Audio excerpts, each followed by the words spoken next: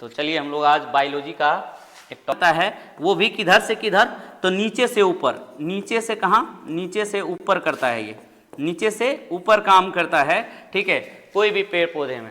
तो अगर हम बोले तो चलिए हम लोग आज बायोलॉजी का एक टॉपिक देखते हैं जिसका नाम है क्या? परिवहन। परिवहन है, ठीक है, ट्रांसपोर्टेशन इसको कहते हैं इंग्लिश में। परिवहन क्या है? सबसे पहले आता है कि ट्रांसपोर्टेशन है क्या। सबसे पहले देखिए, कोई भी चीज को हम एक स्थान से दूसरे स्थान तक जो पहुंचाते हैं, तो जिस माध्यम से हम लोग पहुंचाते हैं उसी को क्या कहते हैं? ट्रांसपोर्टेशन कहते हैं। जैसे मान लो कि हमको कलकत्ता से दिल्ली भेजना है कोई सामान, तो by the train, by the aeroplane, by the bus, by the car, मतलब जैसे भेजेंगे वैसे जाएगा। तो उसी तरह हमारे शरीर में भी जो प्रमुख पदार्थों का ट्रांसपोर्टेशन होता है वो किस किस माध्यम से होता है, उसके बारे में हम लोग विशेष अध्ययन करेंगे, ठीक है।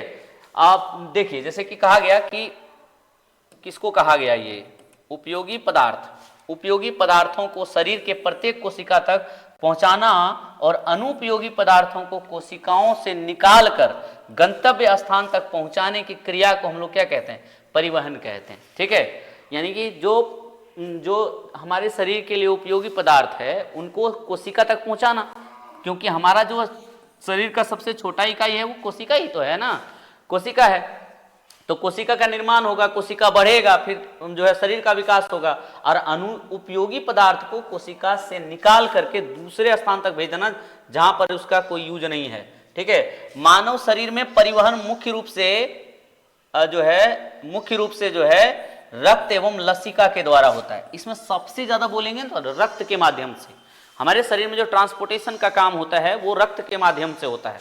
अगर हम पेड़ पौधे की बात करेंगे ना, पेड़ पौधा में देखिए, पेड़ पौधे में क्या होता है ना कि अगर मान लो कि वो खाना जब उसका बनता है, खाना बना ग्लूकोज के रूप में, पेड़ पौधा में क्या होता है? खाना बना ग्लूकोज के रूप में, और ये जमा रहता है, यानी जमा जिसको यानी संचित कहते हैं, संचित रहता है पेड़ पौधा में स्टार्च के रूप में रहता है, ठीक है, स्टार्च के रूप में।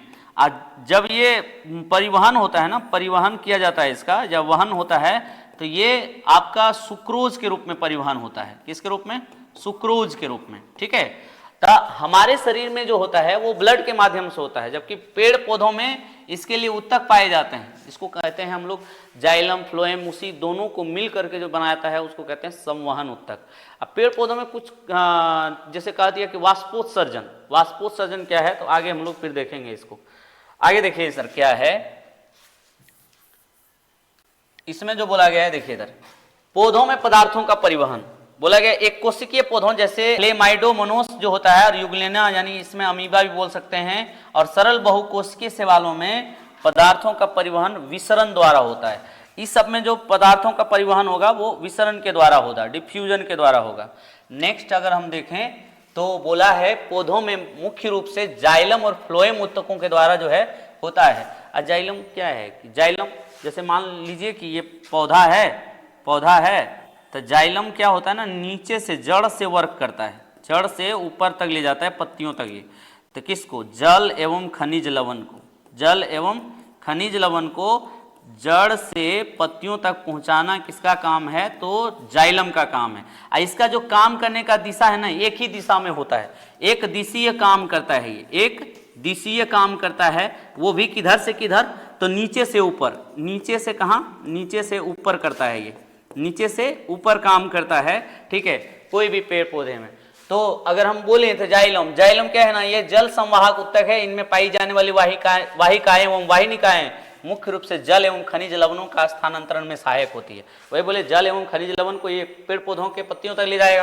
फ्लोएम का काम क्या है कि जैसे पेड़ पौधे के पत्तियों में यहाँ पर प्रकाश संश्लेषण के कारण, क्लोरोफिल की उपस्थिति में प्रकाश संश्लेषण, इसमें जरूरी क्या है?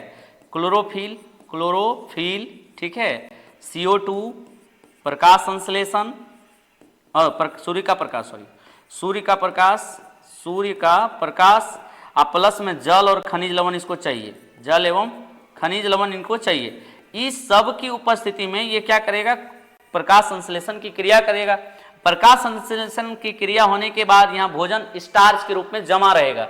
स्टार्च के रूप में जो जमा रहेगा उसको फ्लोएम क्या करेगा ना, यह एक संवर्ण बंडल है, दूसरा जटिल ऊतक है, इसमें पाई जाने वाली 40 नलिकाएं, मुख्य कार्य पौधे के हरे भागों में निर्मित भोज्य पदार्थ जो वहां पर स्टार्च के रूप में भोजन जमा था उसको दूसरे भाग में वितरित करने का काम करेगा कौन, तो फ्लोएम करेगा। ठीक है, जाइलम और फ्लोएम दोनों को मुख्य रूप से जो बोला जाता है, मतलब दोनों को मिलाकर बोलेंगे ना, संवहन बंडल या संवहन ऊतक भी कहा जाता है दोनों को।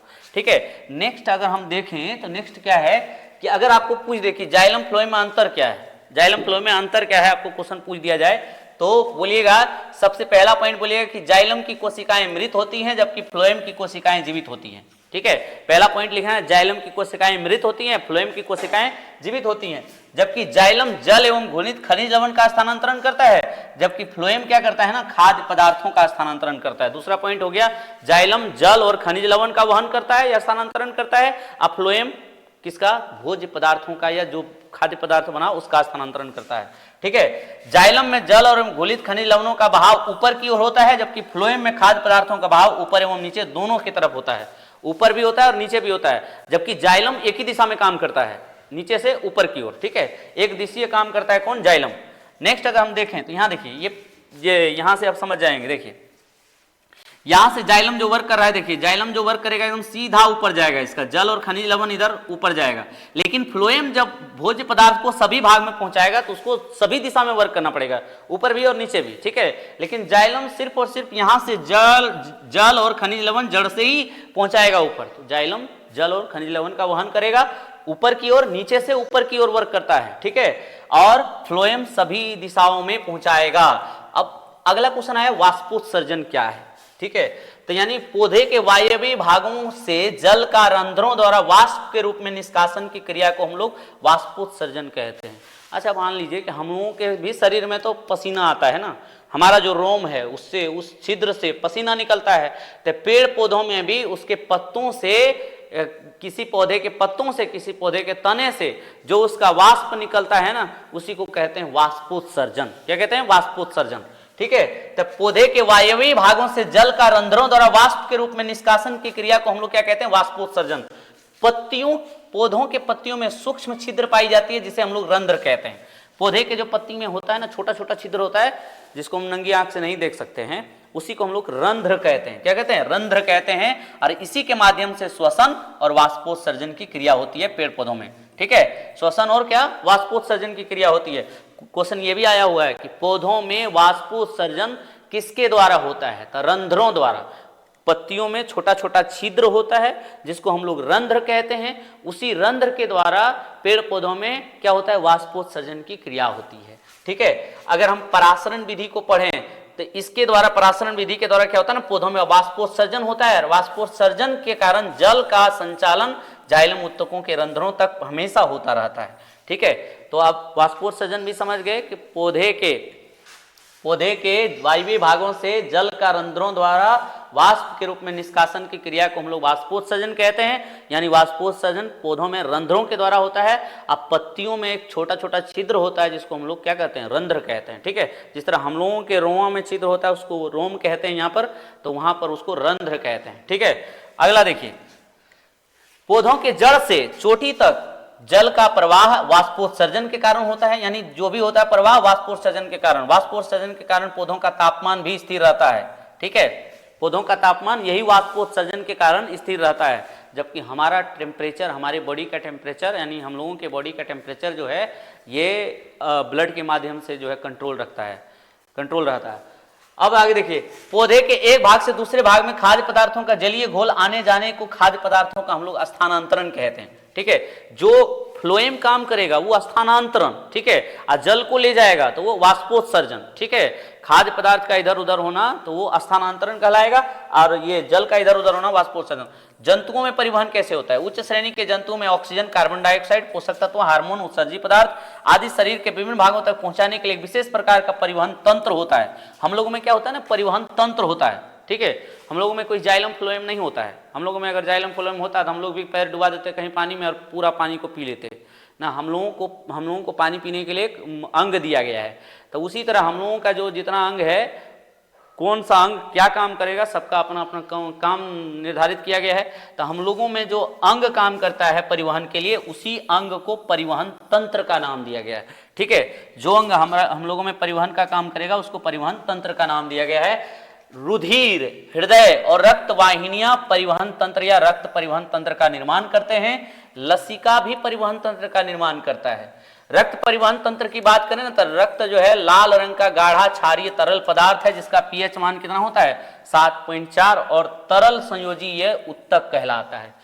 ठीक है, देखिए इधर अगर हम बोलें रक्त के बारे में बोलें तो रक्त का 2 पार्ट होता है। इसके आयतन के हिसाब से 55% जो है ये प्लाज्मा होता है।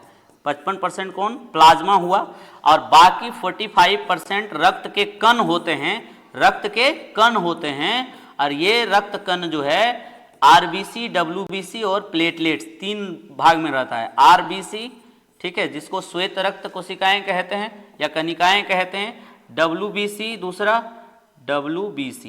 डब्ल्यूबीसी और तीसरा जो होगा वो प्लेटलेट्स होगा, प्लेटलेट्स। ठीक है, प्लेटलेट्स। और इसमें प्लाज्मा होता है।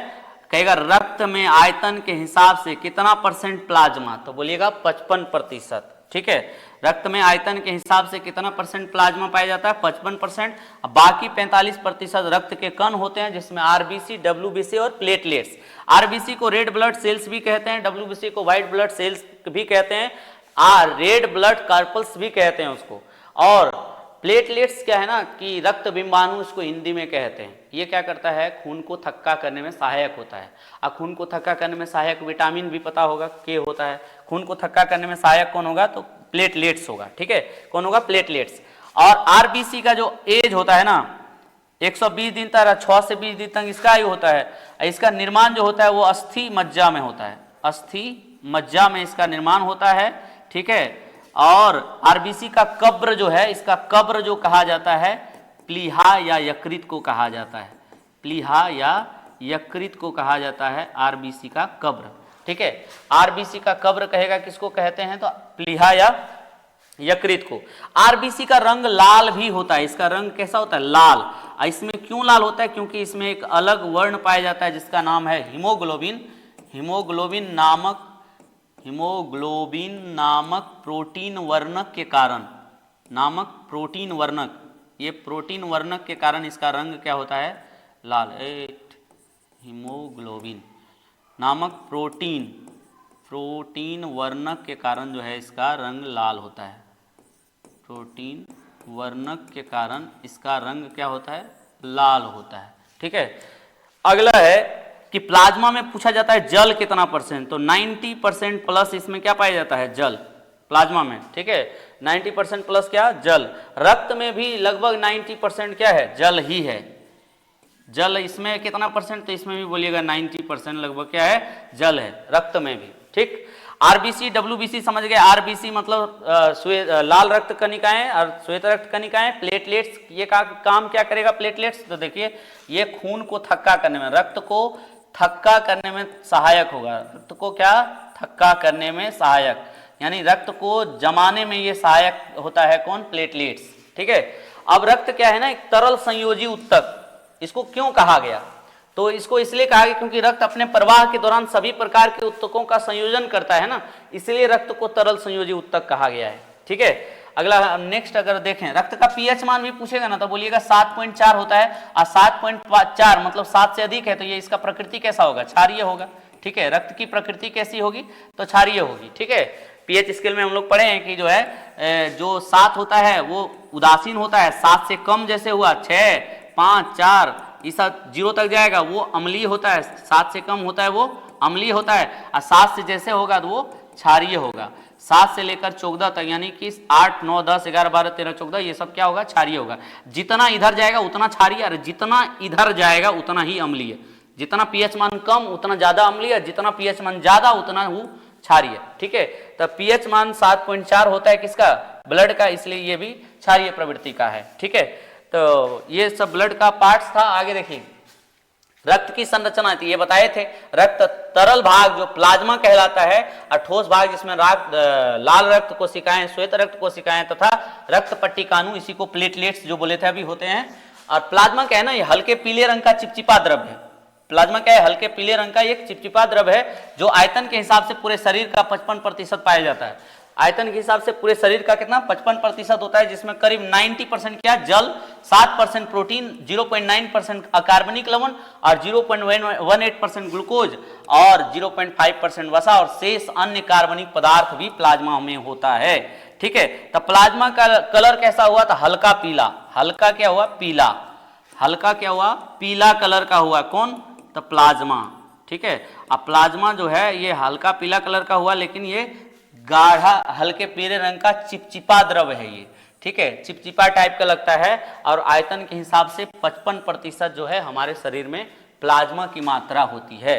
ठीक है, और जल प्लाज्मा में जल कितना, तो बोलिएगा 90%। अब ऑप्शन में अगर 92% है तो मार दीजिएगा, 90 नहीं है तो 91 भी है तो भी आपका ऑप्शन सही हो जाएगा। ऑप्शन में 90 या 90 से प्लस वाला जो ऑप्शन है वो हो जाएगा। आगे देखिए, अगला है क्या, हम लोग देखेंगे कि प्लाज्मा में फाइब्रोनोजिन और पोथ्रोबिन और हिपेरिन प्रोटीन पाए जाते हैं जो रक्त को थक्का बनाने में क्या करते हैं, सहायक होते हैं।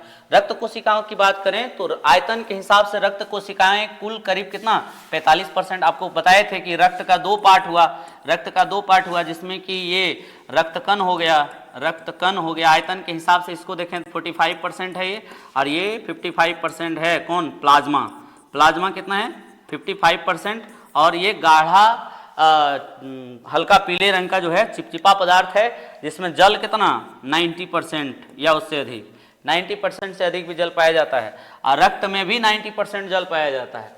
रक्त का कण लाल क्यों होता है, तो बोलिएगा रक्त कोशिकाओं में एक विशेष प्रकार का प्रोटीन वर्णक हीमोग्लोबिन पाया जाता है। वही हीमोग्लोबिन के कारण क्या होता है, रंग लाल दिखता है। रक्त का रंग क्या दिखता है, लाल दिखता है। ठीक है, अब देखिए रक्त में जो है लाल रक्त कोशिका की बात करें, यह ऑक्सीजन को शरीर के विभिन्न कोशिकाओं तक पहुंचाने का काम करता है और कार्बन डाइऑक्साइड को फेफड़ों तक पहुंचाने का काम करता है। लाल रक्त कोशिकाओं में न्यूक्लियस नहीं होता, यानी कि केंद्रक इसमें नहीं होता है। ठीक है, लाल रक्त कोशिका में केंद्रक नहीं होता है, जबकि श्वेत रक्त कोशिका में केंद्रक होता है। ठीक है, ये बातें याद रखिएगा। और ये ऑक्सीजन को शरीर से विभिन्न अंगों तक पहुंचाने का काम करता है, ये आरबीसी। ठीक है, आरबीसी। इसमें एक तत्व की उपस्थिति होती है जिसका नाम है आयरन। अगर लो, जिसी को कहते हैं कि यार रक्त में कौन तत्व की उपस्थिति पाई गई है, तो लोह तत्व। ठीक है, इसकी कमी से जो बीमारी होता है उसका नाम है एनीमिया। ठीक है, एनीमिया। और एनीमिया होने से क्या हो जाता है, आदमी को थोड़ा चिड़चिड़ापन बढ़ जाता है। चिड़चिड़ापन जो है बढ़ जाता है, ज्यादा चिड़चिड़ाने लगता है वो। ठीक है, और आगे देखिए, अब ये पीछे आगे देखिए, लाल रक्त कोशिकाएं का जीवन काल 120 दिन बताए थे। इसमें हीमोग्लोबिन पाया जाता है, जिसके कारण इसका रंग क्या होता है, लाल। हीमोग्लोबिन में लोहा पाया जाता है, अभी बताया ना, हीमोग्लोबिन में कौन सा पदार्थ, लोहा मतलब आयरन। ठीक है, और श्वेत रक्त कोशिका की बात करें तो ये अनियमित आकार के न्यूक्लियस युक्त कोशिकाएं हैं। इसमें केंद्रक पाया जाएगा, इसमें हीमोग्लोबिन जैसे वर्णक नहीं होते हैं, जिसके कारण ये रंगहीन होते हैं। इनकी संख्या लाल रक्त कोशिकाओं की तुलना में कम होती है।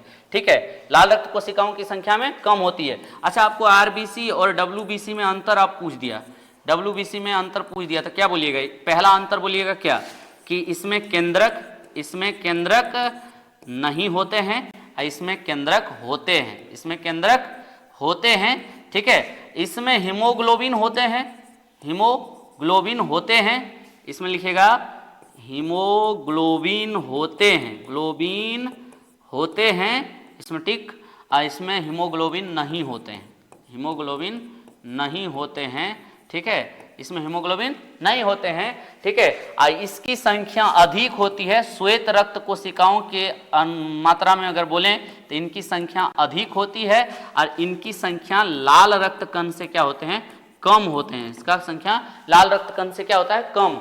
ठीक है, इसका रंग लाल होता है, इसका रंग लाल नहीं, रंगहीन श्वेत बोल सकते हैं। ठीक है, चौथा पॉइंट भी हो गया ये। तो यानी अगला देखेंगे रक्त पट्टिकाणु, ये रक्त को थक्का करने में मदद करते हैं। रक्त को थक्का करने में, बनाने में कौन मदद करते हैं? तो रक्त पट्टिकाणु, इसी का नाम है प्लेटलेट्स। प्लेटलेट्स नाम है इसी का।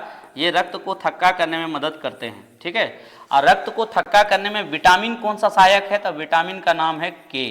विटामिन का नाम कौन सा है? के, ठीक है। ये सहायक होता है रक्त को थक्का करने में, ठीक है। विटामिन का काम ऊर्जा देना नहीं है, शरीर के उपापचयी क्रियाओं में भाग लेना है।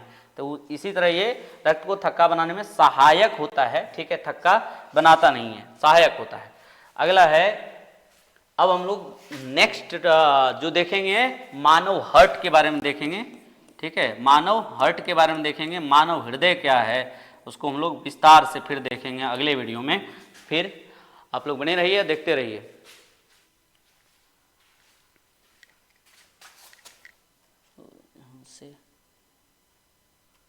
एक ही लैपटॉप है ना, इसलिए इस तरह हो रहा है।